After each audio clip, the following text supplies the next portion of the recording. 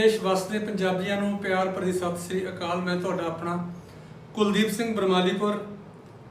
तुसी वेख रहे हो साडा चैनल आवाज़ खलक। खलक की आवाज़ तुहाडे रूबरू करन लगे। अज माहौल कुछ होर तरह का है, सोचा कुछ होर सी। सारे सोशल मीडिया ते एक गल तकलीफ दिंदी है, क्योंकि साडे जिहड़े प्रोग्राम होंदे ने कवितावां वर्गे सोच के असीं आउंदे कि अज इबारत लिखनी है, अज कविता लिखनी है। मेरे नाल सुहृद शख्सियत ने ज्ञानी त्रिलोचन सिंह भमदी जी, तुहाडा स्वागत है आवाज़ खलक ते। आवाज़ खलक प्रोग्राम देख रहे सारे दर्शकों को वाहिगुरू जी का खालसा वाहिगुरू जी की फतेह। कविता वर्गे प्रोग्राम है क्योंकि साडियां भावनावां ते साडियां संवेदनावां ने जिहड़ियां इन्हां प्रोग्रामां दे नाल जुड़ियां होंदियां ने। पर अज एक घटना ने रूह नूं तकलीफ दिती है, सिरे तक जख्मी कर दिता है। एक मासूम बच्चे की लाश जिहड़ा कि 18 अगस्त तो लापता सी। सहजप्रीत उसका नाम सी। सारे दुनिया भर के लोग, सारी खलकत पिछले 2-3 दिनों तो दुआवां करती सी कि वो बच्चा, क्योंकि बच्चे की माँ गल दे विच तख्ती पा के अपने बच्चे की तस्वीर पा के जदों लुधियाने दी सड़कों पर घूमती थी, सच जाने भमदी साहब, उदों हर माँ ते हर बाप की जिहड़ी चीस सी वो कालजे चों निकलती सी, धूप आउंदी सी कालजे नूं।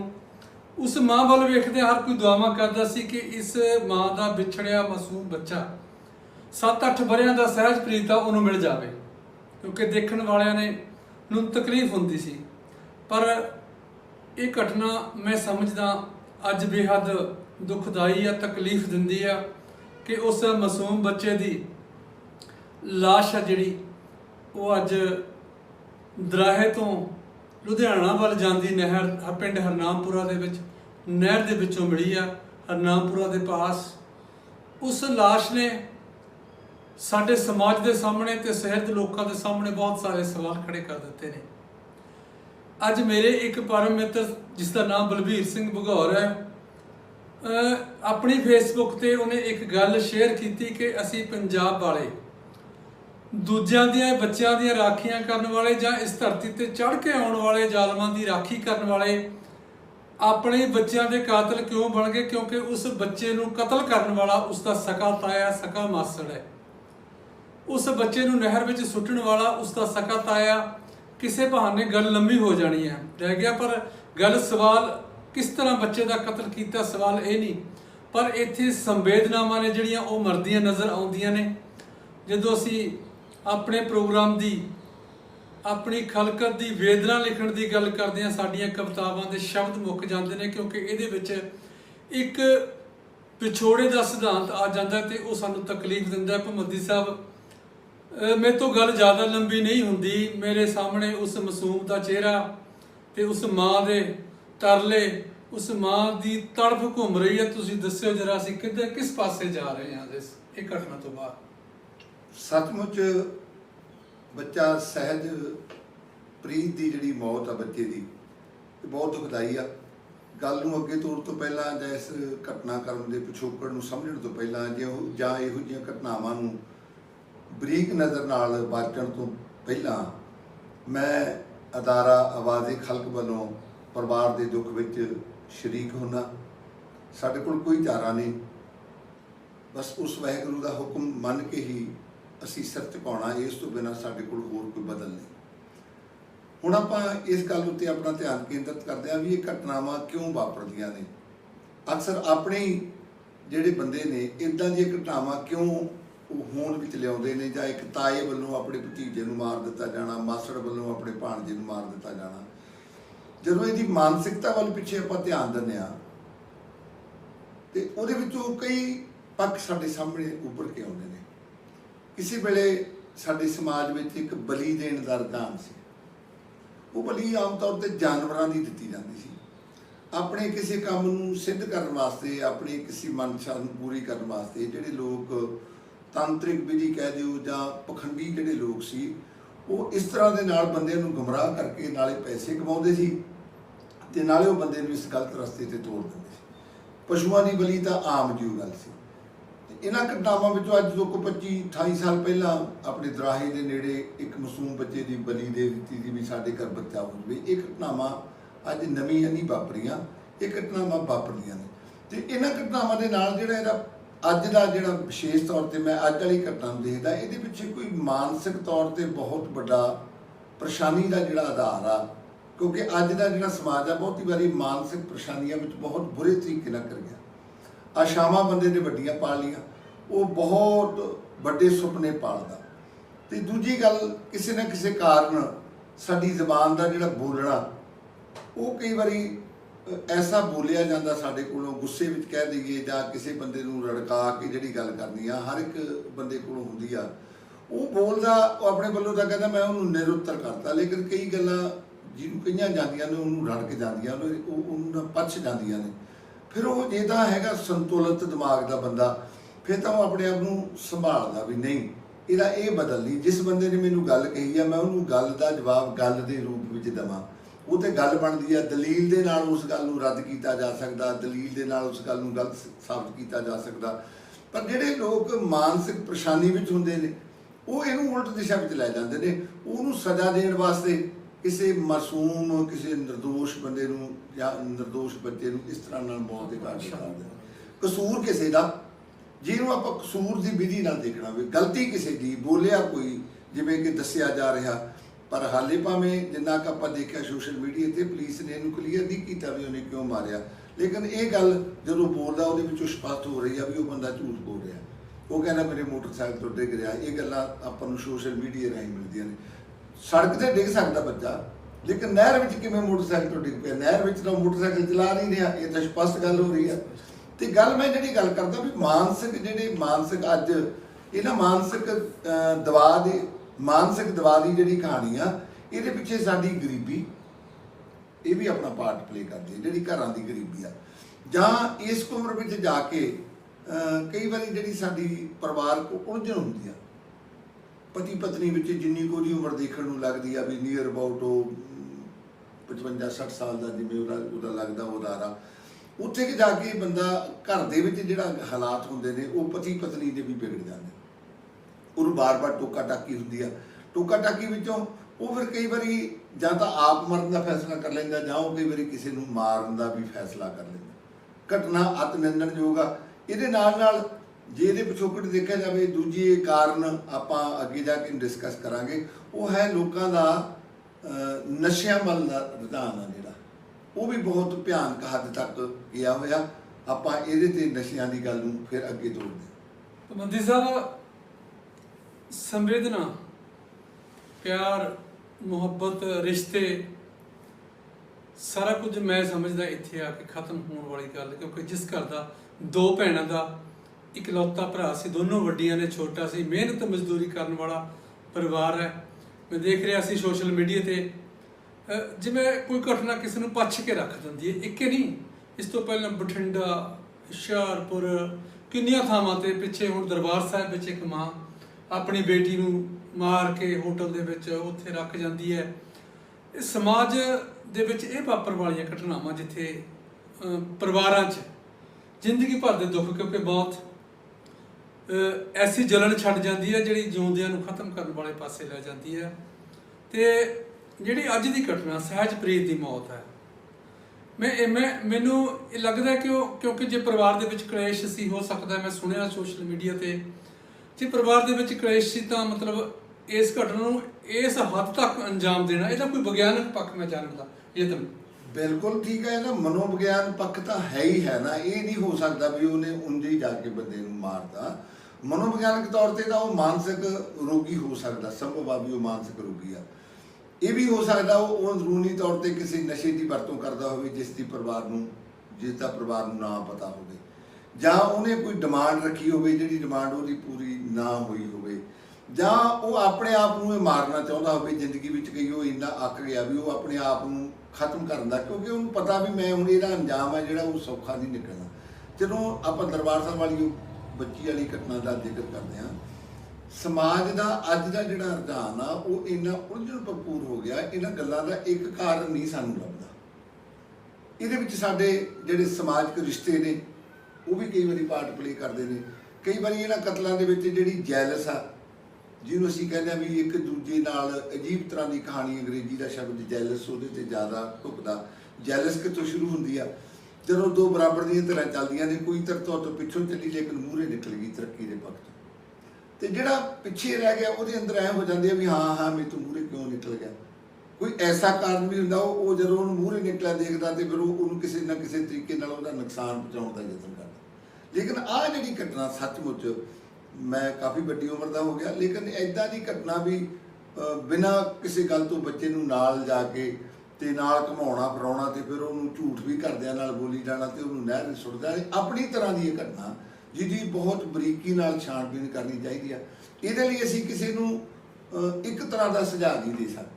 ਰਿਸ਼ਤਿਆਂ ਵਿੱਚ ਕਿਵੇਂ ਅਸੀਂ ਕਹੀਏ ਵੀ ਤੂੰ ਆਪਣੇ ਤਾਏ ਕੋਲ ਨਹੀਂ ਜਾਣਾ, ਬੱਚੇ ਨੂੰ ਕਿਵੇਂ ਕਹਿ ਸਕਦੇ ਹਾਂ ਤੂੰ ਆਪਣੇ ਮਾਸੜ ਕੋਲ ਨਹੀਂ ਜਾਣਾ, ਬੱਚੇ ਬੱਚਿਆਂ ਨਾਲ ਵੀ ਖੇਡਦੇ ਨੇ।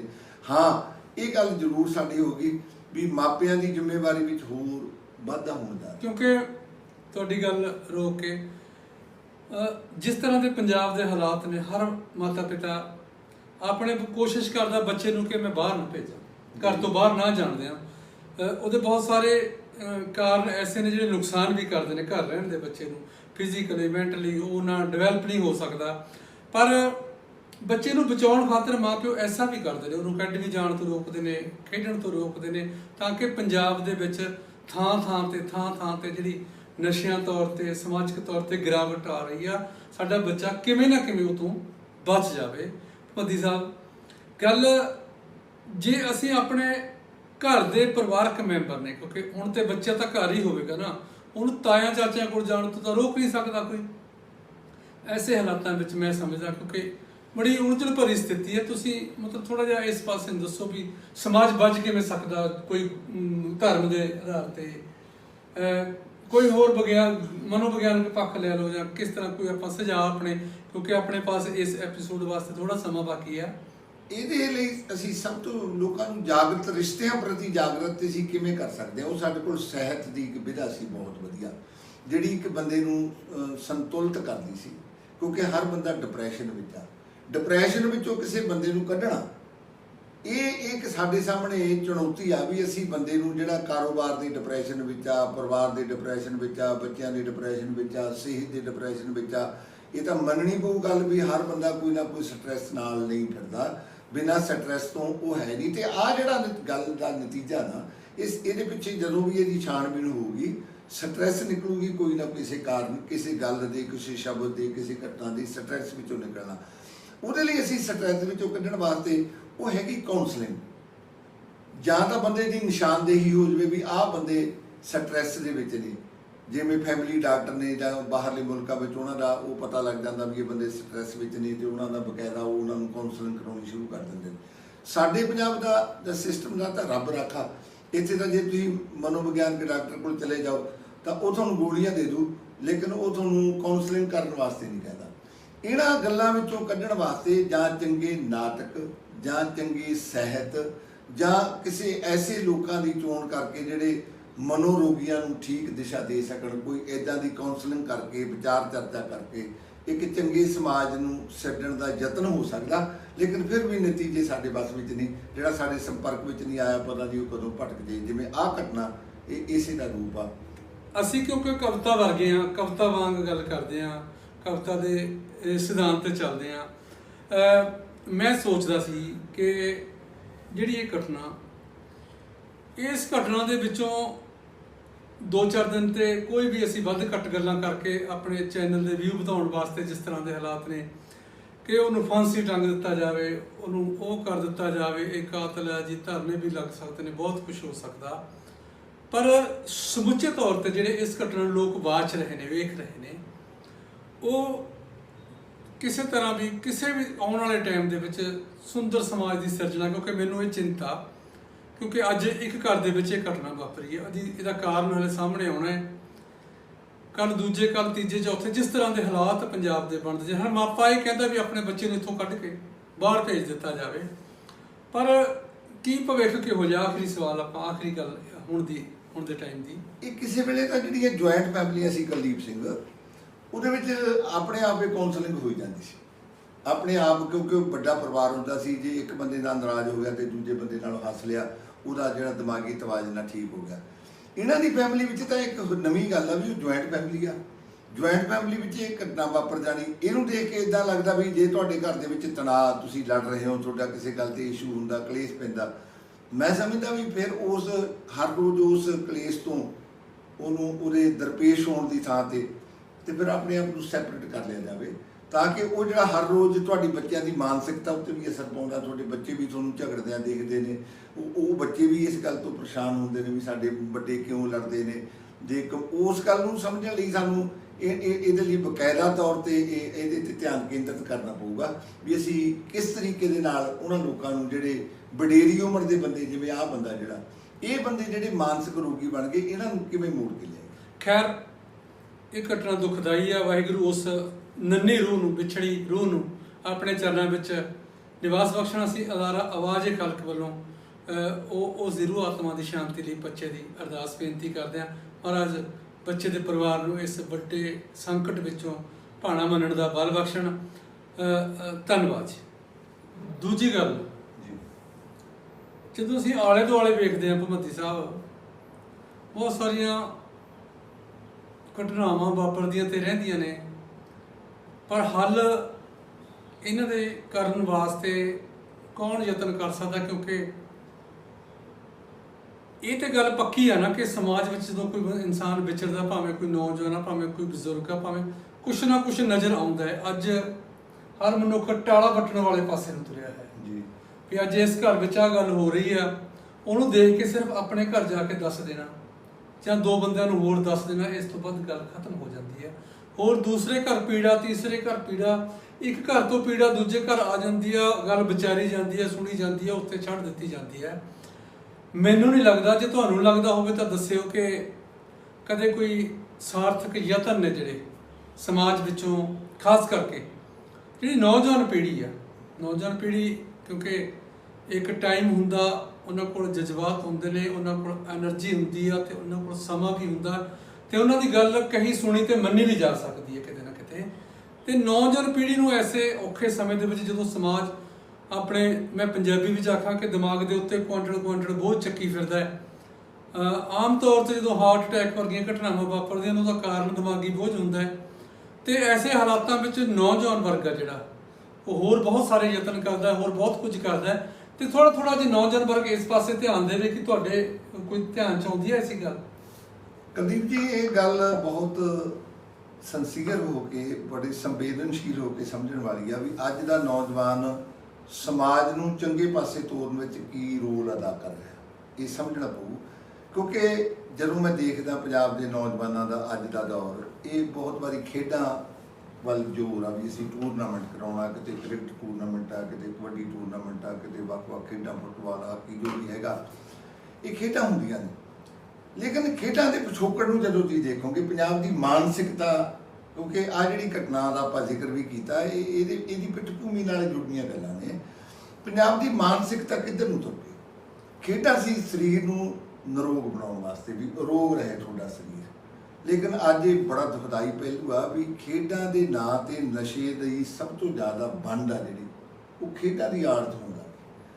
ਇੱਕ ਤਾਂ ਚਲੋ ਦੂਜੀਆਂ ਸਮੈਕ ਦੀ ਗੱਲ ਜਾਂ ਕਬੱਡੀ ਦੀ ਗੱਲ ਜਾਂ ਡੋਪ ਟੈਸਟ ਇੱਕ ਤਾਂ ਵੱਡੇ ਹੋ ਗਏ ਨਾ, ਮੈਂ ਤੁਹਾਨੂੰ ਪੇਂਡੂ ਪੱਧਰ ਤੇ ਗੱਲ ਕਰਦਾ, ਜਿਹੜੀਆਂ ਛੋਟੀਆਂ ਕਲੱਬਾਂ ਨੇ ਜਾਂ ਉਹ ਕੀ ਕਰਦੇ ਨੇ ਵੀ ਤੁਸੀਂ ਖੇਡਣ ਗਏ, ਜੇ ਤੁਸੀਂ ਮੈਚ ਹਾਰ ਗਏ ਤੇ ਫਿਰ ਤੁਸੀਂ ਉਦਾਸੀ ਨੂੰ ਦੂਰ ਕਰਨ ਵਾਸਤੇ ਤੁਸੀਂ ਕਹਿੰਦੇ ਵੀ ਚਲੋ ਪੈਗ ਲਾਉਂਦੇ, ਤੇ ਉਹ ਉਦਾਸੀ ਨੂੰ ਦੇਖੋ, ਹਾਰਨਾ ਜ਼ਿੰਦਗੀ ਦਾ ਇੱਕ ਪਾਰਟ ਆ। ਹਾਰਨ ਵਾਲੇ ਜਿੱਤਦੇ ਨੇ, ਜਿੱਤਣ ਵਾਲੇ ਹਾਰਦੇ ਨੇ।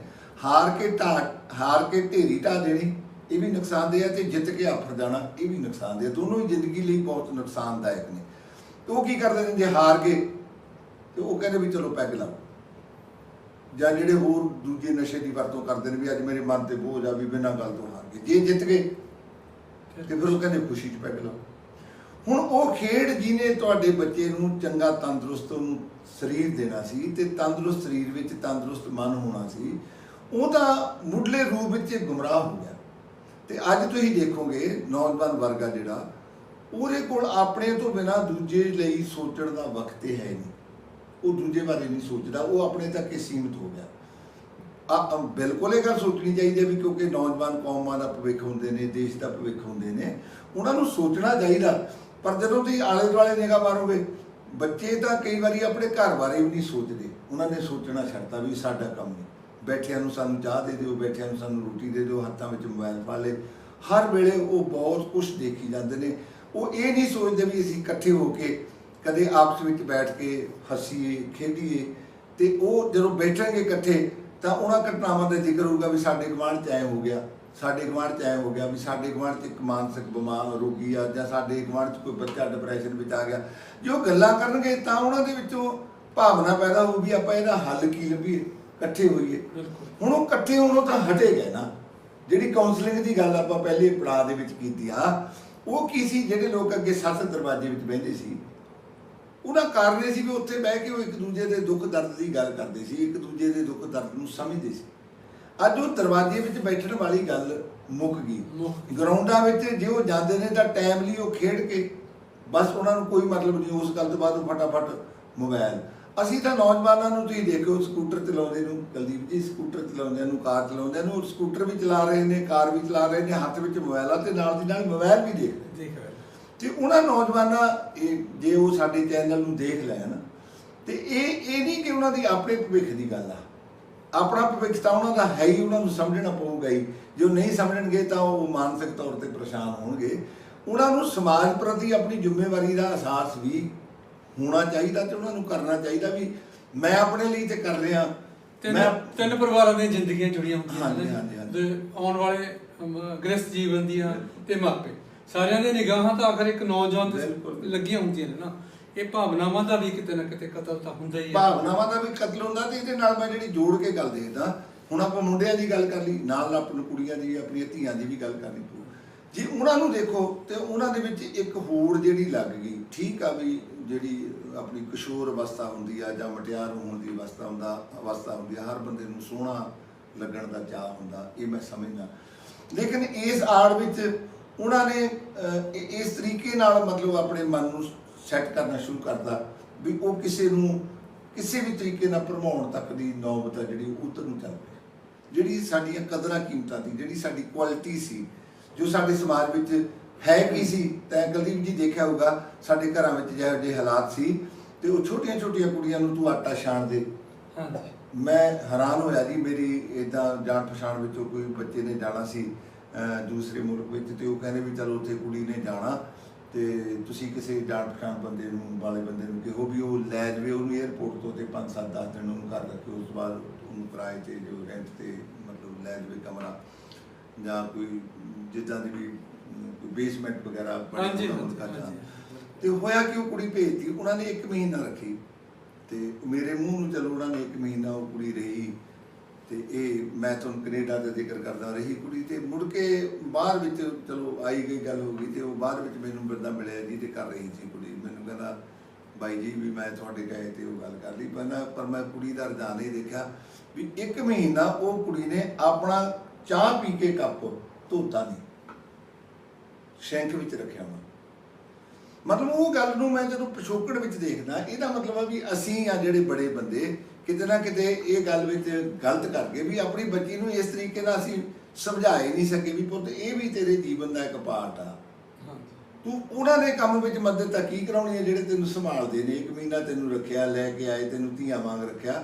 ਤੂੰ ਘੱਟੋ ਘੱਟ ਆਪਣਾ ਕੱਪ ਤਾਂ ਧੋ ਸਕਦੀਆਂ ਨਾ। ਬਿਲਕੁਲ ਬਿਲਕੁਲ ਬੱਦੀ ਸਾਹਿਬ, ਮੈਨੂੰ ਲੱਗਦਾ ਹੈ ਜੋ ਮੈਂ ਸੋਚਦਾ, ਕਿਉਂਕਿ ਅੱਜ ਹੋਰ ਗੱਲਾਂ ਕਰਨ ਨੂੰ ਦਿਲ ਨਹੀਂ ਕਰਦਾ। ਅੱਜ ਗੱਲ ਇਹ ਆ, ਨੌਜਵਾਨਾਂ ਨੂੰ ਚਾਹੀਦਾ, ਜੋ ਮੈਂ ਸੋਚਦਾ ਕਿ ਭਾਵੇਂ ਗਰੁੱਪ ਬਣਾ ਕੇ, ਭਾਵੇਂ ਪਰਸਨਲੀ, ਜਿੱਥੇ ਕਿ ਇੱਦਾਂ ਦੀ ਗੱਲ ਨਜ਼ਰ ਆਉਂਦੀ ਕਿ ਉਹਨਾਂ ਨੂੰ ਜਾਣਾ ਚਾਹੀਦਾ ਨਾ, ਉੱਥੇ ਉਸ ਪੀੜਤ ਘਰਾਂ 'ਚ ਜਾਂ ਪੀੜਤ ਬੱਚਿਆਂ ਦਾ ਧਿਆਨ ਰੱਖਣਾ ਚਾਹੀਦਾ ਗਰੁੱਪ ਬਣਾ ਕੇ, ਜਾਂ ਕਿਸੇ ਤਰੀਕੇ ਨਾਲ ਸੋਸ਼ਲੀ ਥੋੜ੍ਹਾ ਜਿਹਾ ਧਿਆਨ ਦੇਣ ਦੀ ਲੋੜ। ਨੌਜਵਾਨ ਵਧੀਆ ਰੋਲ ਅਦਾ ਕਰ ਸਕਦੇ। ਕੁਲਦੀਪ ਜੀ, ਇਹ ਗੱਲ ਸਾਨੂੰ ਨਾ ਮੁੜ ਕੇ ਸਾਡੇ ਸਕੂਲਾਂ ਤੇ ਕਾਲਜਾਂ ਤੱਕ ਲਿਆਉਣੀ ਪਊਗੀ। ਜਿਹੜੇ ਟੀਚਰ ਉਹਨਾਂ ਨੂੰ ਪੜ੍ਹਾਉਂਦੇ ਨੇ, ਲੇਡੀਜ਼ ਜਾਂ ਜਿਹੜੇ ਜੈਂਟਸ ਨੇ ਜਿਹੜੇ ਉਹਨਾਂ ਨੂੰ ਪੜ੍ਹਾਉਂਦੇ ਨੇ ਨਾ ਬੱਚਿਆਂ ਨੂੰ, ਉਹਨਾਂ ਨੂੰ ਚਾਹੀਦਾ ਵੀ ਉਹ ਪੀਰੀਅਡ ਜਦੋਂ ਸ਼ੁਰੂ ਕਰਦੇ ਨੇ, ਆਪਣੇ ਸਿਲੇਬਸ ਨੂੰ ਸ਼ੁਰੂ ਕਰਨ ਤੋਂ ਪਹਿਲਾਂ 5 ਮਿੰਟ ਘੱਟੋ ਘੱਟ ਆਪਣੀ ਜਿਹੜੇ ਉਹਨਾਂ ਦੇ ਸਟੂਡੈਂਟ ਨੇ ਉਹਨਾਂ ਨੂੰ ਸਮਾਜਿਕ ਵਿਸ਼ਿਆਂ ਦੀ ਜਾਣਕਾਰੀ ਦੇਣ ਤੇ ਲਾਓ।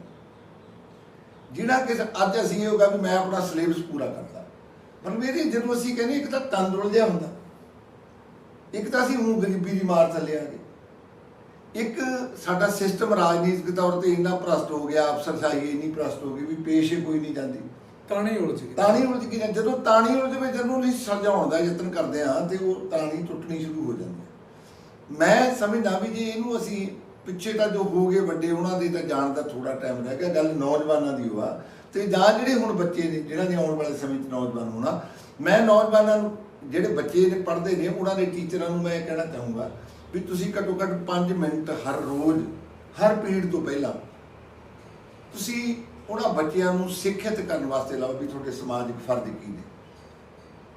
ਅਧਿਕਾਰਾਂ ਦੀ ਗੱਲ ਤਾਂ ਬਣ ਜਾਂਦੀ ਹੈ, ਲੋਕ ਅਧਿਕਾਰ ਤਾਂ ਸਾਰੇ ਮੰਗਣ ਲੱਗ ਜਾਂਦੇ ਨੇ ਜਵਾਨੀ ਤੇ ਵੀ ਮੇਰਾ ਰਾਈਟ ਬਣਦਾ, ਮੇਰਾ ਅਧਿਕਾਰ ਬਣਦਾ, ਲੇਕਿਨ ਫਰਜ਼ ਵੀ ਕੋਈ ਸਮਝਾਵੇ। ਇਹਦੇ ਤੇ ਸਾਡਾ ਜਿਹੜਾ ਵਿਦਿਅਕ ਢਾਂਚਾ, ਮੈਂ ਸਮਝਦਾ ਵੀ ਪੰਜਾਬ ਦੇ ਮੁੱਖ ਮੰਤਰੀ ਸਾਹਿਬ ਨੂੰ ਵੀ ਜਾਂ ਵਿਦਿਆ ਮੰਤਰੀ ਨੂੰ ਵੀ ਇਹ ਸਿਲੇਬਸ ਦਾ ਇੱਕ ਹਿੱਸਾ ਬਣਾ ਦੇਣਾ ਚਾਹੀਦਾ ਤੇ ਟੀਚਰਾਂ ਦੇ ਵੀ ਉਹਨਾਂ ਨੂੰ ਸੈਮੀਨਾਰ ਲਾਉਣੇ ਚਾਹੀਦੇ ਨੇ ਵੀ ਤੁਸੀਂ ਬੱਚਿਆਂ ਨੂੰ ਕਿਸ ਤਰੀਕੇ ਨਾਲ ਗਾਈਡ ਕਰਨਾ। ਜੇ 5-5 ਮਿੰਟ ਜੇ ਤੁਸੀਂ ਬਹੁਤਾ ਗੱਲ ਕਰੋਗੇ ਉਹ ਬੋਰ ਹੋਣਗੇ, ਉਹਨਾਂ ਨੂੰ ਗੱਲ ਚੰਗੀ ਨਹੀਂ ਲੱਗੂ। ਜੇ 5 ਮਿੰਟ ਮੈਂ ਕਈ ਵਾਰੀ ਬੱਚਿਆਂ ਨੂੰ ਪੁੱਛਦਾ ਹੁੰਦਾ ਵੀ ਤੁਹਾਡੇ ਟੀਚਰ ਤੁਹਾਨੂੰ ਸਿਲੇਬਸ ਤੋਂ ਬਿਨਾਂ ਕੁਝ ਪੜ੍ਹਾਉਂਦੇ ਨੇ? ਜੇ ਹੁਣ ਕਾਮਨਵੈਲਥ ਗੇਮਾਂ ਹੋਈਆਂ ਨੇ ਵੀ ਕਿਸੇ ਟੀਚਰ ਨੇ ਆ ਕੇ ਤੁਹਾਨੂੰ ਦੱਸਿਆ ਵੀ ਇਹ ਕਦੋਂ ਸ਼ੁਰੂ ਹੋਈਆਂ, ਆਪਣੇ ਕਿੰਨੇ ਇਹਦੇ ਵਿੱਚ ਜਿਹੜੇ ਖਿਡਾਰੀ ਨੇ ਪੰਜਾਬ ਤੋਂ ਕਿੰਨੇ ਗਏ ਨੇ, ਕਿਹੜੇ ਖਿਡਾਰੀ ਗਏ ਨੇ, ਕਿਹੜਾ ਨੇ ਤਗਮਾ ਜਿੱਤਿਆ, ਕੋਈ ਦੱਸਦਾ ਨਹੀਂਗਾ, ਕੋਈ ਮਤਲਬ ਨਹੀਂ ਇਸ ਗੱਲ ਦਾ। ਗੱਲ ਆਪਣੀ ਚੱਲਦੀ ਸੀ ਵੀ ਜਿਹੜਾ ਅਸੀਂ ਨੌਜਵਾਨਾਂ ਨੂੰ ਕਿਸ ਪਾਸੇ ਤੋਰੀਏ। ਮੈਂ ਨੌਜਵਾਨਾਂ ਨੂੰ ਇਹ ਗੱਲ ਕਹੂੰਗਾ ਵੀ ਜਿੱਥੇ ਤੁਸੀਂ ਖੇਡਾਂ ਕਰਾ ਰਹੇ ਹੋ ਉੱਥੇ ਤੁਸੀਂ ਇੱਦਾਂ ਦੇ ਕੋਈ ਸੈਮੀਨਾਰ ਕਰਾਓ ਜਿੱਥੇ ਤੁਸੀਂ ਬੱਚਿਆਂ ਨੂੰ ਵੀ ਲੈ ਕੇ ਆਓ, ਉਹਨਾਂ ਦੇ ਪੱਧਰ ਦੇ ਵਿਦਵਾਨਾਂ ਨੂੰ ਸੱਦੋ, ਕੁਛ 20-50 ਬੰਦੇ, ਕੋਈ ਉਹਦੇ ਲਈ ਕੋਈ ਬਹੁਤਾ ਇੰਤਜ਼ਾਮ ਕਰਨ ਦੀ ਲੋੜ ਨਹੀਂ, ਤੁਸੀਂ ਗਰਾਊਂਡ ਵਿੱਚ ਬਿਠਾ ਕੇ ਵੀ ਇੱਕ ਲੈਕਚਰ ਉਹਨਾਂ 'ਤੇ ਕਰਾ ਸਕਦੇ ਹੋ। ਤੁਸੀਂ ਹਮ ਉਮਰ ਜਿਹੜੇ ਬੰਦੇ ਨੇ 18-20 ਸਾਲ ਦੇ, ਵੀ ਕਿਸੇ ਦਿਨ ਤੁਸੀਂ ਹਫ਼ਤੇ 'ਚ 1 ਦਿਨ 2 ਦਿਨ ਕੋਈ ਆਰਗੇਨਾਈਜੇਸ਼ਨਾਂ ਐਸੀਆਂ ਬਣਾਓ ਜਿਹੜੀਆਂ ਇਕੱਲੇ ਘਰ ਵਿੱਚ ਜਾ ਕੇ ਉਹਨਾਂ ਘਰਾਂ ਨੂੰ ਉਹਨਾਂ ਬਾਰੇ ਵਾਕਫੀਅਤ ਲੈਣ ਵੀ ਇੱਥੇ ਕਿਹੋ ਜਿਹਾ ਮਾਹੌਲ ਆ ਤੇ ਉਹਨਾਂ ਨੂੰ ਉਸ ਦੁਰਦਸ਼ਾ ਵਿੱਚੋਂ ਕੱਢਣ ਵਾਸਤੇ। ਇੱਦਾਂ ਹੀ ਜਿਹੜੀਆਂ ਬੇਟੀਆਂ ਨੇ, ਮੈਂ ਵੀ ਉਹੀ ਗੱਲ ਤੁਹਾਡੇ ਨਾਲ ਸਾਂਝੀ ਕਰਨੀ ਚਾਹੁੰਦਾ ਸੀ, ਬੇਟੀਆਂ ਨੂੰ ਵੀ ਤੇ ਉਹਨਾਂ ਦੀਆਂ ਮਾਵਾਂ ਖਾਸ ਕਰਕੇ ਸਮਾਜ ਵਿੱਚ ਔਰਤਾਂ ਦਾ ਜਿਹੜਾ ਰੁਤਬਾ ਮੈਨੂੰ ਜੋ ਲੱਗਦਾ, ਕਿਉਂਕਿ ਜਿੱਥੇ ਬਾਕੀ ਸਾਰੇ ਕਾਸੇ ਨੂੰ ਇੰਟਰਨੈਟ ਨੇ ਜਾਂ ਸੋਸ਼ਲ ਮੀਡੀਆ ਨੇ ਪ੍ਰਭਾਵਿਤ ਕੀਤਾ ਬਹੁਤ ਬੁਰੀ ਤਰ੍ਹਾਂ, WhatsApp, Facebook, ਮੋਬਾਈਲ ਕਹਿ ਲਓ, ਤੇ ਉੱਥੇ ਔਰਤਾਂ ਨੂੰ ਵੀ ਬਹੁਤ ਬੁਰੀ ਤਰ੍ਹਾਂ ਇਸ ਨੇ ਪ੍ਰਭਾਵਿਤ ਕੀਤਾ। ਉਹ ਵੀ ਜ਼ਿੰਮੇਵਾਰੀ ਤੋਂ ਥੋੜਾ ਕਿਉਂਕਿ ਔਰਤ ਜਗ ਜਨਨੀ ਤੋਂ ਗੱਲ ਸ਼ੁਰੂ ਹੁੰਦੀ ਹੈ ਤੇ ਉਹਦੀਆਂ ਜ਼ਿੰਮੇਵਾਰੀਆਂ ਵੀ ਵੱਡੀਆਂ ਹੁੰਦੀਆਂ ਨੇ। ਸਮਾਜ ਮੈਨੂੰ ਲੱਗਦਾ ਕਿ ਬਹੁਤਾ ਕੁਝ ਔਰਤ ਦੇ ਸਿਰ ਤੇ ਖੜਾ ਹੁੰਦਾ ਹੈ, ਔਰਤਾਂ ਵੀ ਬਹੁਤ ਵੱਡਾ ਰੋਲ ਪਲੇ ਕਰ ਸਕਦੀਆਂ। ਬਿਲਕੁਲ ਕੁਲਦੀਪ ਜੀ, ਇਹ ਮਨੋਵਿਗਿਆਨ ਇਹ ਗੱਲ ਕਹਿੰਦਾ ਵੀ ਬੱਚੇ ਦੇ ਜਿਹੜੇ ਉਹ 85% ਮਾਵਾਂ ਦਾ ਪ੍ਰਭਾਵ ਕਬੂਲਦੇ ਨੇ, ਕੇਵਲ 15% ਬਾਪ ਦਾ ਕਬੂਲਦੇ। ਅੱਛਾ ਜੀ। ਇਹ ਮਨੋਵਿਗਿਆਨ ਦੇ ਤੱਥ ਨੇ ਜਿਹੜੇ ਮੇਰੇ ਧਿਆਨ ਵਿੱਚ ਆਏ। ਮਾਵਾਂ ਦੇ ਹਿੱਸੇ ਵਿੱਚ ਬੜੀ ਕਹਾਣੀਆਂ, ਪਰ ਮੈਂ ਇਹਨੂੰ ਇਸ ਕਰਕੇ ਵੱਡੀ ਨਹੀਂ ਕਰਦਾ ਵੀ ਅਸੀਂ ਸਾਰਾ ਕੁਝ ਮਾਵਾਂ ਦੀ ਸਿਰ ਦਈਏ। ਇਹ ਮਾਵਾਂ ਕੋਲ ਵੱਡੀਆਂ ਜ਼ਿੰਮੇਵਾਰੀਆਂ ਨੇ, ਪਰ ਮਾਂ ਨੇ ਇਹ ਦੇਖਣਾ ਵੀ ਮੈਂ ਬੱਚੇ ਨੂੰ ਸਕੂਲੀ ਤਿਆਰ ਕਰਤਾ, ਰੋਟੀ ਟਾਈਮ ਨਾਲ ਪਕਾਤੀ, ਮੈਂ ਉਹਦੇ ਕੱਪੜੇ ਧੋਤੇ, ਪ੍ਰੈਸ ਕਰਤੇ, ਮੈਂ ਉਹਦਾ ਹੋਮਵਰਕ ਵੀ ਮਾੜਾ ਮੋਟਾ ਦੇਖ ਲਿਆ, ਲੇਕਿਨ ਉਹਦੇ ਨਾਲ ਉਹ ਦੇਖਦਾ ਵੀ ਮੈਂ ਇਹਨੂੰ ਹੋਰ ਵੀ ਸਿੱਖਿਆ ਵੀ ਦਿੱਤੀ ਵੀ ਤੇਰੀ ਆਂਟੀ ਆਈ ਆ ਘਰ ਦੇ ਵਿੱਚ, ਤੈਂ ਉਹਨੂੰ ਸਤਿ ਸ਼੍ਰੀ ਅਕਾਲ ਬੁਲਾ ਕੇ ਜੇ ਮੈਂ ਉਹਦੇ ਕੋਲ ਬੈਠੀ ਹਾਂ ਤਾਂ ਪਾਣੀ ਦਾ ਗਲਾਸ ਵੀ ਪਿਲਾਉਣਾ। ਹਾਂਜੀ। ਇਹ ਘਰਾਂ ਵਿੱਚੋਂ ਲੋਪ ਹੋ ਗਿਆ। ਉਹ ਆਪ ਹੀ ਹਾਕਾ ਮਾਰਦੀ ਆ, ਬੇਟੀ ਤੂੰ ਮੈਨੂੰ ਪਾਣੀ ਦਾ ਗਲਾਸ ਲਿਆ ਦੇ। ਕੀ ਸੀ ਉਹ? ਮੈਂ ਪਾਣੀ, ਇਹ ਨਹੀਂ ਵੀ ਉਹ ਪਾਣੀ ਪੀਣ ਆਈ ਆ ਜਾਂ ਉਹਨੂੰ ਪਾਣੀ ਪਿਲਾਉਣਾ ਸਾਡਾ ਸਮਾਜਿਕ ਵਰਤਾਰਾ, ਇਹ ਤਾਂ ਹਿੱਸਾ ਹੀ ਆ। ਲੇਕਿਨ ਜਦੋਂ ਉਹਦੇ ਕੋਲ ਆਊ, ਜਦੋਂ ਗੱਲਾਂ ਕਰਨਗੀਆਂ ਸਿਆਣੀਆਂ ਲੇਡੀਜ਼, ਉਹ ਕੁੜੀ ਦੇ ਕੰਨਾਂ ਵਿੱਚ ਕੋਈ ਗੱਲ ਪਊਗੀ ਵੀ ਉਹ ਕਿਸ ਵਿਸ਼ੇ ਤੇ ਕਰਦੀਆਂ। ਜੇ ਉਹ ਮੰਨ ਲਓ ਵੀ ਨੈਗੇਟਿਵ ਵੀ ਕਰਦੀਆਂ ਨੇ ਜਿਹੜੀ ਚੁਗਲੀ ਆ, ਤਾਂ ਵੀ ਕੁੜੀ ਨੂੰ ਇਹ ਗੱਲ ਅਕਲ ਦਊਗੀ ਵੀ ਇਹ ਚੁਗਲੀ ਕਰਨੀ ਮਾੜੀ ਹੈ। ਉਹ ਕੁੜੀ ਵੀ ਆਪਣੀ ਮਾਂ ਨੂੰ ਕਹਿ ਸਕਦੀ ਹੈ ਵੀ ਮੰਮੀ ਜਦੋਂ ਇਕੱਠੇ ਹੁੰਦੇ ਹੋ ਚੁਗਲੀਆਂ ਨਹੀਂ ਕਰਨੀਆਂ, ਕਿਉਂਕਿ ਜਿਹੜੀਆਂ ਕੁੜੀਆਂ 10-12 ਸਾਲ ਦੀਆਂ ਹੁੰਦੀਆਂ ਉਹਨਾਂ ਨੂੰ ਸਮਝ ਆ ਗਈ। ਗੱਲ ਤਾਂ ਇਹ ਆ ਵੀ ਅਸੀਂ ਇਸ ਗੱਲ ਨੂੰ ਸਮਝੀਏ ਤਾਂ ਸਹੀ ਨਾ ਕਿਤੋਂ। ਜੇ ਅਸੀਂ ਸੋਸ਼ਲ ਮੀਡੀਆ ਵੀ ਦੇਖਣਾ ਤਾਂ ਉਹਦੇ ਵਿੱਚੋਂ ਘੱਟ ਇੱਦਾਂ ਦੇ ਪ੍ਰੋਗਰਾਮ ਜਿਹੜੇ ਚੈਨਲ ਨੇ, ਹੁਣ ਤੁਸੀਂ ਇਹ ਚੈਨਲ ਸ਼ੁਰੂ ਕੀਤਾ, ਧੰਨਵਾਦ ਤੁਹਾਡਾ। ਤੇ ਇਹ ਹਮੇਸ਼ਾ ਸਾਡਾ ਯਤਨ ਹੋਣਾ ਚਾਹੀਦਾ ਵੀ ਅਸੀਂ ਇੱਦਾਂ ਦੇ ਕੋਈ ਪ੍ਰੋਗਰਾਮ ਦਈਏ ਜਿਹਨਾਂ ਨੂੰ ਸਾਡੇ ਬੱਚੇ ਵੀ ਕਦੇ ਸੁਣ ਲੈਣ। ਸਾਡੇ ਬੱਚਿਆਂ ਦੇ ਸੰਬੰਧ ਵਿੱਚ ਅਸੀਂ ਉਹਨਾਂ ਦੇ ਜਿਹੜੇ ਉਹਨਾਂ ਦਾ ਮਾਨਸਿਕ ਪੱਧਰ ਆ ਉਹਦੇ ਮੁਤਾਬਕ ਉਹਨਾਂ ਨੂੰ ਕਿਵੇਂ ਅਸੀਂ ਆਪਣੇ ਨਾਲ ਜੋੜੀਏ ਤਾਂ ਕਿ ਉਹ ਚੰਗੀ ਚੀਜ਼ ਸੁਣਨ ਲਈ ਤਿਆਰ ਹੋਣ। ਕਿਵੇਂ ਅਸੀਂ ਸਕੂਲਾਂ ਵਿੱਚ ਜਾ ਕੇ ਜਿਹੜੀਆਂ ਆਰਗੇਨਾਈਜੇਸ਼ਨਾਂ ਕਹੀਆਂ ਨੇ, ਤੇ ਉਹ ਆਰਗੇਨਾਈਜੇਸ਼ਨਾਂ ਸਕੂਲ ਵਿੱਚ ਜਾ ਕੇ ਉਹਨਾਂ ਬੱਚਿਆਂ ਨੂੰ ਇਕੱਲੇ ਨੂੰ ਪੁੱਛਣ। ਇਹ ਗੱਲ ਜੀ ਕੈਨੇਡਾ ਦੇ ਵਿੱਚ ਬਹੁਤ ਧਿਆਨ ਨਾਲ ਦੇਖੀ ਜਾਂਦੀ ਹੈ। ਉਹ ਟੀਚਰ ਨੇ ਜਿਹੜੇ ਉੱਥੇ ਅਪੁਆਇੰਟ ਕੀਤੇ ਜਾਂਦੇ ਨੇ, ਆਪਣਾ ਵਕਤ ਵੀ ਸਮਾਪਤ ਹੋਣ ਵਾਲਾ, ਉਹ ਦੇਖਦੇ ਨੇ ਵੀ ਟੀਚਰ ਆ ਜਿਹੜਾ ਕਿਤੇ ਉਹਦੇ ਘਰ ਕੋਈ ਕਿਸੇ ਕਿਸਮ ਦਾ ਤਣਾਅ ਤਾਂ ਨਹੀਂ ਚੱਲਦਾ ਜਦੋਂ ਉਹਨੂੰ ਅਪੁਆਇੰਟ ਕਰਨਾ ਨਾ ਟੀਚਰ ਨੂੰ। ਉਹਦਾ ਕ੍ਰਿਮੀਨਲ ਰਿਕਾਰਡ ਕੱਲ ਇੱਕ ਤਾਂ ਸਕੂਲੀ ਐਜੂਕੇਸ਼ਨ ਹੋ ਗਿਆ ਨਾ, ਵਿਦਿਅਕ ਸਰਟੀਫਿਕੇਟ, ਇੱਕ ਉਹਦਾ ਕ੍ਰਿਮੀਨਲ ਰਿਕਾਰਡ ਦੇਖਣਾ, ਇੱਕ ਦੇਖਣਾ ਵੀ ਇਹਨਾਂ ਦੇ ਘਰੇ ਕਦੇ ਪੁਲਿਸ ਤਾਂ ਨਹੀਂ ਗਈ, ਇਹ ਪਤੀ ਪਤਨੀ ਆਪਸ ਵਿੱਚ ਕਦੇ ਲੜੇ ਤਾਂ ਨਹੀਂ। ਉਹਦਾ ਮਤਲਬ ਜੇ ਟੀਚਰ ਲੜ ਕੇ ਆਉਂਦਾ ਤਾਂ ਉਹ ਬੱਚੇ ਨੂੰ ਕੀ ਪੜਾਊਗਾ। ਬਿਲਕੁਲ ਬਿਲਕੁਲ, ਜਾਣੀ ਇਹ ਗੱਲਾਂ ਤੱਕ ਸਾਨੂੰ ਕਦੇ ਨਾ ਕਦੇ ਜਾਣਾ ਪੈਣਾ। ਖਰੂਦੀ ਮਾਨਸਿਕਤਾ ਪ੍ਰਭਾਵਿਤ ਜਦੋਂ ਕਰਦੀ ਹੈ। ਤੁਸੀਂ ਆਓਗੇ ਤੁਸੀਂ ਬੱਚੇ ਨੂੰ ਕਿਵੇਂ ਸਿੱਖਿਅਤ ਕਰੋਗੇ ਜਦੋਂ ਤੁਸੀਂ ਆਪ ਹੀ ਮਾਨਸਿਕ ਦਬਾਅ ਵਿੱਚ ਆਏ ਹੋ। ਹੁਣ ਇੱਥੇ ਕੀ ਸਾਡਾ ਜਿਹੜਾ ਸਿਸਟਮ ਹੋ ਗਿਆ ਵੀ ਜਿਹਨਾਂ ਨੂੰ ਉਹ ਕਹਿੰਦੇ ਵੀ ਮੈਨੂੰ ਤਨਖਾਹ ਮਿਲਦੀ ਆ, ਮੇਰਾ ਮੈਟਰ ਨਹੀਂ। ਅਸੀਂ ਇੱਕ ਦੂਜੇ ਮਾਪੇ ਕਹਿੰਦੇ ਨੇ ਅਸੀਂ ਸਕੂਲ ਭੇਜਤਾ, ਸਾਡੀ ਜ਼ਿੰਮੇਵਾਰੀ ਖਤਮ। ਟੀਚਰ ਕਹਿੰਦੇ ਨੇ ਅਸੀਂ ਪੜ੍ਹਾਤਾ, ਆਪਣਾ ਸਿਲੇਬਸ, ਸਾਡੀ ਡਿਊਟੀ ਖਤਮ। ਹੁਣ ਫਿਰ ਬੱਚਿਆਂ ਨੂੰ ਸਿੱਖਿਅਤ ਕੌਣ ਕਰੂ?